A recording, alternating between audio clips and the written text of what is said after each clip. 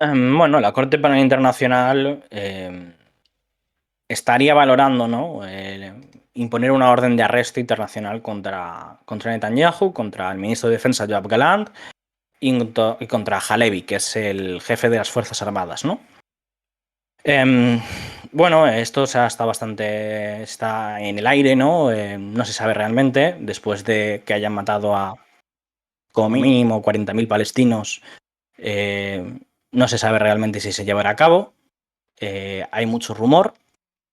Y bueno, aquí quizá lo primero sería explicar cómo funciona la Corte Penal Internacional, ¿no? A diferencia de la Corte Internacional de Justicia, ¿no? Que es la que está juzgando el caso de genocidio, la Corte Penal Internacional no juzga estados, juzga personas, ¿vale? Eso significa que lo que hace es perseguir a oficiales de gobierno. Y, bueno, en este caso, pues tenemos sobre todo muchos ejemplos con África, ¿no? Se suele criticar mucho a la Corte Penal Internacional porque es una corte que persigue a los presidentes africanos por crímenes de guerra, por ese tipo de crímenes de lesa humanidad, pero nunca persigue a presidentes occidentales, ¿no? Nunca ha presentado denuncias contra, por ejemplo, por la guerra de Irak. Bueno, en el caso de la guerra de Irak se suele decir que porque entonces no se había creado la corte y después no podía presentar casos, ¿no? Cuando se creó, porque ya había pasado. Eh, y bueno, es muy criticada por ese tipo de cuestiones, evidentemente. Y que al final que funciona, ¿no? Como parte de las instituciones e intereses del bloque occidental. Hay que tener en cuenta que no es una corte que como tal sea de la ONU, es decir, no forma parte del sistema de las Naciones Unidas, sino que es una corte de una organización internacional creada por todos los estados firmantes, ¿no?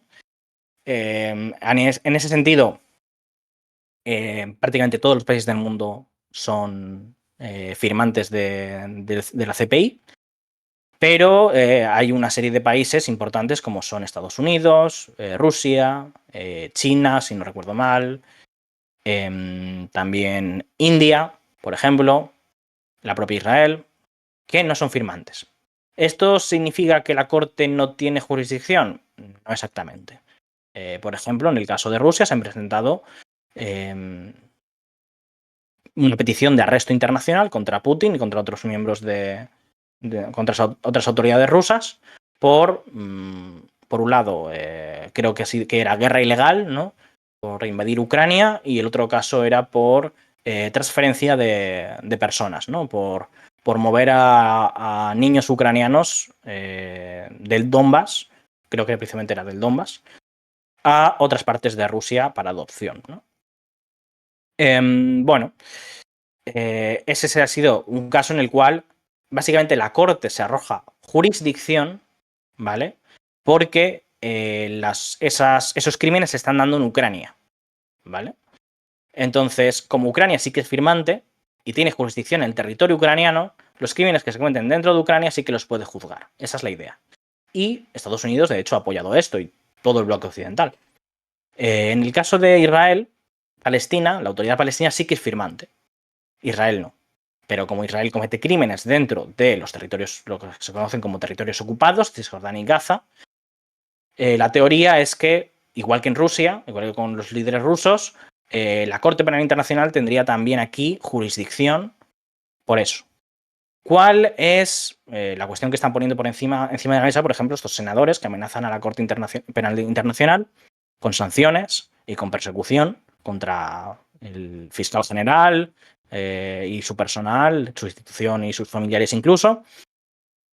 La cuestión que están poniendo encima de la mesa es que la Corte Penal Internacional lo que viene a decir es que no solamente tiene que tener jurisdicción, sino que tiene que el país en concreto no perseguir esos crímenes. Es decir, que si no hay un sistema judicial que garantice básicamente justicia, ¿no? Que no garantice la resolución de esos posibles crímenes, que juzgue esos casos, entonces es cuando interviene la Corte. Por eso se utiliza mucho y se dice,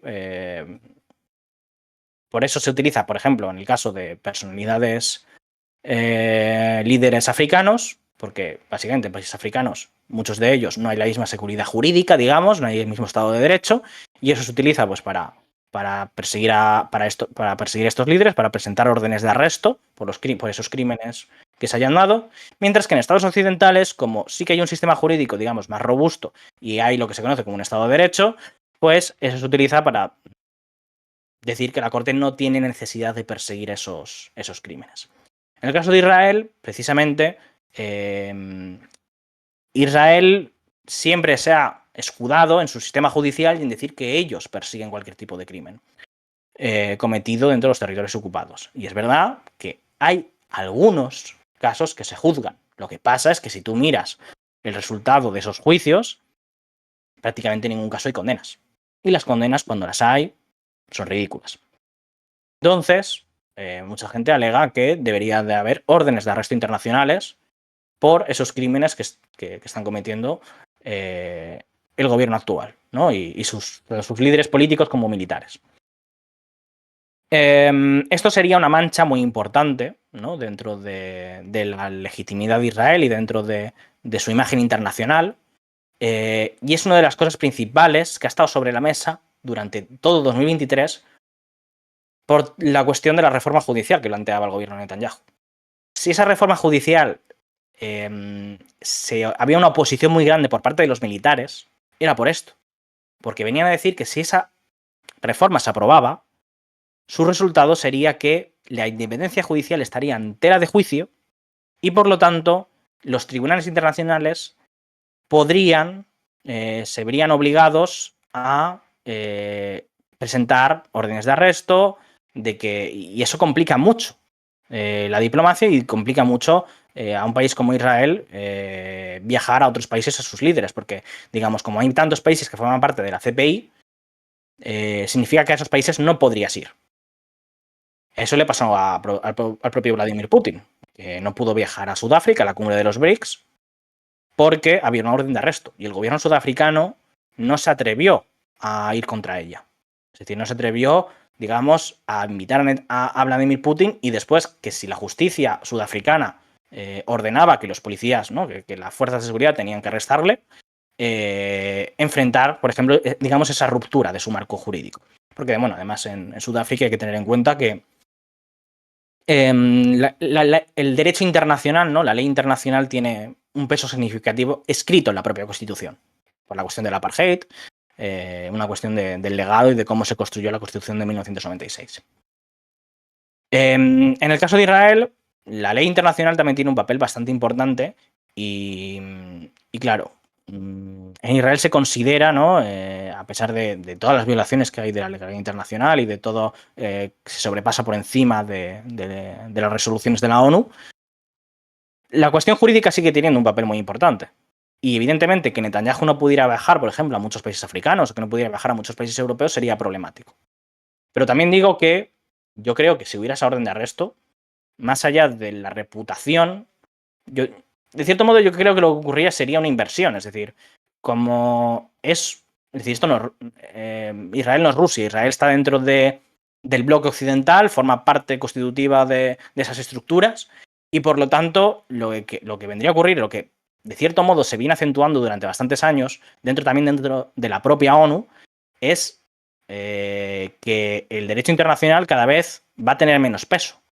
Es decir, que se va a violar y se va a dar una situación en la cual Estados Unidos va a ir cada vez más en contra de las propias normas que ellos han creado porque no son favorables a sus intereses. Y creo que esto especialmente podría darse en la cuestión, por ejemplo, de Alemania.